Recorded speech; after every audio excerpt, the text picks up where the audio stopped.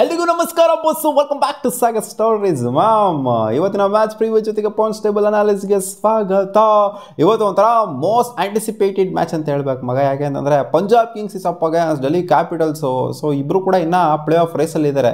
ಒಬ್ಬರು out of the tournament ಆಗಿತ್ತು ಅಂದರೆ ಅವಾಗ ಅಂಥ ಮಟ್ಟಿಗೆ ಹೆವಿ ಮಜಾ ಇರಲ್ಲ ಅಂತ ಹೇಳ್ಬೋದು. ಬಟ್ ಇಬ್ಬರು ಕೂಡ ರೇಸಲ್ಲೇ ಇದ್ದಾರೆ. ಸೊ ಈ ಮ್ಯಾಚು ಡಿಸೈಡ್ ಮಾಡುತ್ತೆ, ಅಂದರೆ ಏನು ಡಿಸೈಡ್ ಮಾಡಿಬಿಡುತ್ತೆ ಪಂಜಾಬ್ ಕಿಂಗ್ಸ್ ಅವ್ರದ್ದು. ಹಿಂಗೆ ಪಂಜಾಬ್ ಕಿಂಗ್ಸ್ ಅವ್ರು ಆ್ಯಕ್ಚುಲಿ ಬೆಟರ್ ಆಗೇ ಕಾಣಿಸ್ತಿದ್ದಾರೆ. ಪಾಯಿಂಟ್ಸ್ ಟೇಬಲ್ನ ಡಿಸ್ಪ್ಲೇ ಮಾಡಿದ್ರೆ ನೋಡ್ತಿರ್ಬೋದು ಹೆಂಗಿದೆ ಅಂತ.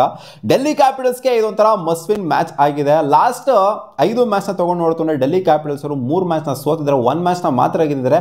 1 ಮ್ಯಾಚ್ ನೋ ರಿಸಲ್ಟ್ ಕೂಡ ಆಗಿದೆ. Last match in fact Sunrise Hyderabad ಅವರಿಂದ ತಪ್ಪಿಸ್ಕೊಂಡ್ರು ಅಂತ ಹೇಳ್ಬೇಕು, ಸೋಲನ ತಪ್ಪಿಸ್ಕೊಂಡ್ರು ಅಂತ ಡೆಲ್ಲಿ ಕ್ಯಾಪಿಟಲ್ಸ್ ಇದು. ಇನ್ಫ್ಯಾಕ್ಟ್ 4 ಮ್ಯಾಚ್ ಉಣ್ಕೊಂಡು ಹೋಗಬೇಕಾಗಿತ್ತು. ಲೆಕ್ಕಾಚಾರ ನೋಡ್ತು ಅಂದರೆ ಲಾಸ್ಟ್ 5 ಮ್ಯಾಚಲ್ಲಿ ಡಬಾ ಥರ ಪರ್ಫಾರ್ಮ್ ಮಾಡಿರು ಅಂತ ಡೆಲ್ಲಿ ಕ್ಯಾಪಿಟಲ್ಸ್. ಇನ್ನೂ ಒಂದು ಕಡೆ ಪಂಜಾಬ್ ಕಿಂಗ್ಸ್ ಅವರು ಲಾಸ್ಟ್ 5 ಮ್ಯಾಚಲ್ಲಿ 3 ಮ್ಯಾಚ್ನ ಗೆದ್ದು 1 ಮ್ಯಾಚ್ ನೋ ರಿಸಲ್ಟ್ ಆಗಿದೆ. ಅದು ಇವ್ರ ಕಡೆನೇ ಇತ್ತು, ಅದು ಸನ್ರೈಸ್ ಹೈದರಾಬಾದ್ ಅಗೇನ್ಸ್ಟ್ ಆಯಿತು ಅಂತ ಕಾಣಿಸಿದೆ. ಅದು ಇವರ ಪರವಾಗಿನೇ ಇತ್ತು, 200+ ಹೊಡೆದಿದ್ರು. ಬಟ್ ಮಳೆ ಬಂದ್ಬಿಟ್ಟು ಮ್ಯಾಚ್ ಉಣ್ಕೊಂಡು ಹೋಯ್ತು. ಬಟ್ ಬೆಟರ್ ಆಗಿ ಪರ್ಫಾರ್ಮ್ ಮಾಡ್ಕೊಂಬಂದ್ರೆ ಪಂಜಾಬ್ ಕಿಂಗ್ಸು ಕಂಫರ್ಟಬಲ್ ಆಗಿ ಕಾಣಿಸ್ತಾರೆ ಪಾಯಿಂಟ್ಸ್ ಟೇಬಲಲ್ಲಿ. ಇವತ್ತು ಪಂಜಾಬ್ ಗೆಲ್ತು ಅಂತಂದರೆ ಅನ್ಡೌಟೆಡ್ಲಿ ಮೇಲ್ಗಡೆ ಹೋಗ್ತಾರೆ ವಿತ್ 17 ಪಾಯಿಂಟ್ಸು.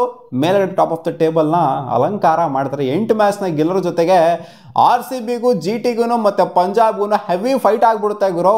ಕಿತ್ತಾಟ ಸಿಕ್ಕಾಪಟ್ಟೆ ಹೆವಿ ಫೈಟ್, ಟಫ್ ಫೈಟ್ ಆಗೋಗ್ಬಿಡುತ್ತೆ ಟಾಪ್ 2 ಪೊಸಿಷನ್ಗೆ. ಸೊ ಯಾಕೋ ಟಾಪ್ 2 ಪೊಸಿಷನ್ಗೆ ಅಲ್ಲಿ ನೆಟ್ ರನ್ ರೇಟ್ ಬರುತ್ತಾ ಅನ್ನೋ ಥರ ಕಾಣಿಸ್ತೈತೆ ಅಲ್ಲಿ. ಎಲ್ಲ ಯಾರು ಇನ್ ಕೇಸ್ 9 ಮ್ಯಾಚ್ನ ಗೆಲ್ತವ್ರೆ ಅಥವಾ 10 ಮ್ಯಾಚ್ನ ಗೆದ್ಬಿಡ್ತವ್ರೆ ಟಾಪ್ 3 ಟೀಮ್ಸ್ಗಳು, ಅವಾಗ ನೆಟ್ ರನ್ ರೇಟ್ ಬಂದ್ಬಿಡ್ತು ಅಂತಂದರೆ RCBದು ನೆಟ್ ರನ್ ರೇಟ್ ಕಮ್ಮಿನೇ ಇದೆ, ಪಂಜಾಬ್ ಕಿಂಗ್ಸ್ ನಮಗಿಂತ ಕಮ್ಮಿ ಇದೆ. ಬಟ್ ಈ ಮ್ಯಾಚ್ನ ಗೆಲ್ತು ಅಂದರೆ ಖಂಡಿತ RCBಗಿಂತ ಬೆಟರ್ ಮಾಡ್ಕೊತಾರೆ. GTದು ನಮಗಿಂತ ಆಬ್ವಿಯಸ್ಲಿ ಬೆಟರ್ ಆಗಿದೆ net run rate. So net run rate ಆಟ ಇಲ್ಲೂ ಬಂದ್ಬಿಡುತ್ತಾ ಅನ್ನೋ ಥರ ಒಂದು ಡೌಟು ಬರ್ತೈತೆ ಮಗ. ಒಟ್ಟಲ್ಲಿ ಇವತ್ತು RCBಗೆ ಏನಾಗಬೇಕು ಅಂತಂದರೆ ಪಂಜಾಬ್ ಕಿಂಗ್ಸ್ ಸೋಲ್ಬೇಕು ಅಂತ RCB ಅವರು ಅನ್ಕೊಂತ ಇರ್ತಾರೆ, RCB ಫ್ಯಾನ್ಸ್ ಅನ್ಕೊಂತ ಇರ್ತಾರೆ. RCB ಅವ್ರು ಅನ್ಕೊಂತಿರಲ್ಲ ನಾವೆಲ್ಲ ಮ್ಯಾಚ್ನೂ ಗೆದ್ಬಿಟ್ಟು ಕ್ವಾಲಿಫೈ ಆಗ್ತೀವಿ ಗುರು ಟಾಪ್ 2 ಅಂತ RCBಗೆ ಇರುತ್ತೆ ಅಷ್ಟೇ. ಬಟ್ RCB ಫ್ಯಾನ್ಸ್ಗಳಿಗೆ ಇವತ್ತು ಪಂಜಾಬ್ ಕಿಂಗ್ಸ್ ಸೋಲ್ಬೇಕು, RCB top of the table ಅಂದರೆ ಟಾಪ್ 2 ಇರಬೇಕು ಅಂತ ಅನ್ಕೊಂತ ಇರ್ತಾರೆ. ಡೆಲ್ಲಿ ಕ್ಯಾಪಿಟಲ್ಸ್ ಇವತ್ತು ಗೆಲ್ಲಿ ಅಂತ. ಡೆಲ್ಲಿ ಕ್ಯಾಪಿಟಲ್ಸ್ ಸರ್ವೈವ್ ಆಗಬೇಕು ಅಂದರೆ ಗೆಲ್ಲೇಬೇಕು. ಟೂರ್ನಮೆಂಟ್ ಸ್ಟಾರ್ಟಿಂಗಲ್ಲಿ Delhi capitals top of the table ಅಲ್ಲಿ ಸುಮಾರು ದಿನ ಕೂತ್ಕೊಂಡಿದ್ರು. ಸೊ ಇವಾಗ ಲಾಸ್ಟ್ 5 ಮ್ಯಾಚಲ್ಲಿ ಏನು ಕೊಟ್ಟಿದ್ರೆ ಪರ್ಫಾರ್ಮೆನ್ಸ್ ಇವರು ಡಬ್ಬಾ ಥರ ಆಡ್ತಾ ಇರೋಂಥದ್ದು.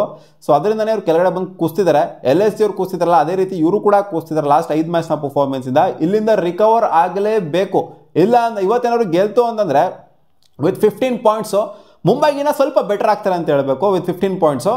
ಇಲ್ಲ ಅಂತಂದರೆ ಮುಂಬೈಗಿನ ವರ್ಸ್ಟ್ ಆಗಿ ಹೋಗ್ಬಿಡ್ತಾರೆ. ಮುಂಬೈ ವರ್ಸ್ಟ್ ಆಗಿದ್ದಾರೆ ಅಂತ ಹೇಳ್ತಿಲ್ಲ ನಾನು, ಮುಂಬೈಗೆ ಸೀನಲ್ಲೇ ಬರೋದಿಲ್ಲ ಆ ಥರ ಆಗೋಗ್ಬಿಡುತ್ತೆ ಇವ್ರದ್ದು. 12 ಮ್ಯಾಚಲ್ಲಿ 13 ಪಾಯಿಂಟ್ನ ಇಟ್ಕೊಂಡ್ರು ಅಂತ ಇವತ್ತೇನಾದ್ರು ಸೋತ್ಬಿಟ್ಟು. ಸೊ ಇವರು ಕ್ಲೋಸ್ ಟು LSG ರೇಂಜ್ಗೆ ಹೊರಟೋಗ್ಬಿಡ್ತಾರೆ. ಇವರು LSG ನೆಕ್ಸ್ಟ್ ಮ್ಯಾಚ್ನ ಗೆಲ್ತು ಅಂತಂದರೆ RCB ಮೇಲೆ, ಸೊ DC ಇನ್ನೂ ಕೆಳಗಡೆ ಹೋಗ್ಬಿಟ್ಟು LSG ಬೆಟರ್ ಆಗಿ ಹೋಗ್ಬಿಡ್ತಾರೆ.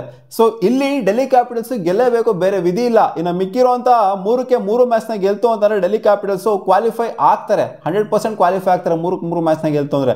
ಇನ್ನು 2 ಮ್ಯಾಚ್ನ ಗೆಲ್ತು ಅಂತಲೂ ಕೂಡ ಸಿಕ್ಕಾಪಟ್ಟೆ ಕಷ್ಟಕರವಾಗಿಯೇ ಕಾಣಿಸ್ತಾ ಇದೆ ಸೀನ್ನ ನೋಡ್ತಂದ್ರೆ. ಅದು ಏನಾದ್ರು ಈ ಮ್ಯಾಚ್ನ ಸೋತೋಗ್ಬಿಡ್ತು ಅಂತಂದರೆ ಪಂಜಾಬ್ ಕಿಂಗ್ಸ್ ಮೇಲೆ ಇನ್ನೂ ಹೆವಿ ಟಫ್ ಆಗಿ ಹೋಗ್ಬಿಡುತ್ತೆ ಡೆಲ್ಲಿ ಕ್ಯಾಪಿಟಲ್ಸ್ ಕ್ವಾಲಿಫೈ ಆಗುವಂಥದ್ದು. ಸೊ ಇವತ್ತು ಸಿಕ್ಕಾಪಟ್ಟೆ ಎಫರ್ಟ್ ಆಗ್ತಾರೆ ಅಂತ ಕಾಣಿಸಿದ್ರೆ ಡೆಲ್ಲಿ ಕ್ಯಾಪಿಟಲ್ಸ್ ಅವರು. ನೋಡುವ ಅದೇನಾಗುತ್ತೆ ಅಂತ. ಇವತ್ತು ನಮ್ಮ RCB ಮತ್ತು GT heavily comfortable. Punjab Kings ನಾಳೆ ಗೆಲ್ತು ಅಂತಂದರೆ ಈ 3 ಟೀಮ್ಗಳು ಹೆವಿಲಿ ಕಂಫರ್ಟಬಲ್ ಆಗಿ ಹೋಗ್ಬಿಡ್ತವೆ. ಸೊ ಪ್ಲೇ ಆಫ್ ರೇಸಲ್ಲಿ ಈ 3 ಟೀಮ್ಗಳು ನುಗ್ತವೆ ಅಂತ ಹೇಳ್ಬೇಕು, ರಾಕೆಟ್ ನುಗ್ದಂಗೆ ನುಗ್ತಾ ಇರ್ತವೆ.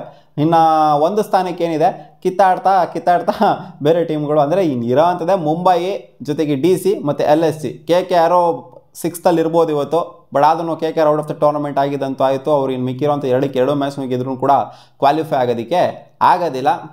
ಆಟ್ಸಲ್ಲಿದ್ದಾರೆ ಅವರು, ಆಗೋದಿಲ್ಲ. ಅವರು ಸಿಂಪಲಾಗಿ ಹೇಳ್ಬೇಕು, 7 ಮ್ಯಾಚ್ ಎಲ್ಲ ಗೆದ್ಬಿಟ್ಟು ಕ್ವಾಲಿಫೈ ಆಗೋದಕ್ಕಾಗೋದಿಲ್ಲ. ಔಟ್ಸಲ್ಲಿ ಇದನ್ನು ಕೂಡ 1 ಮ್ಯಾಚ್ ನಿಂತೋಗ್ಬಿಟ್ಟು ಇವ್ರದ್ದು 1 ಪಾಯಿಂಟ್ ಸಿಕ್ಕಿದ್ರು ಕೂಡ 15 ಪಾಯಿಂಟಿಂದ ಕ್ವಾಲಿಫೈ ಆಗೋದು ಸೀನಲ್ಲಿ ನೋಡ್ತು ಅಂದರೆ ಕಾಣಿಸ್ತಾ ಇಲ್ಲ. ಯಾಕಂದರೆ ಟಾಪ್ 3 ಟೀಮ್ಸ್ನ ನೋಡ್ಕೊಳ್ಳಿ ನೀವು, 16-15 ಆಗೋಗ್ಬಿಟ್ಟೈತೆ already, with better run rate ಆಗೋಗ್ಬಿಟ್ಟೈತೆ ಆಲ್ರೆಡಿ.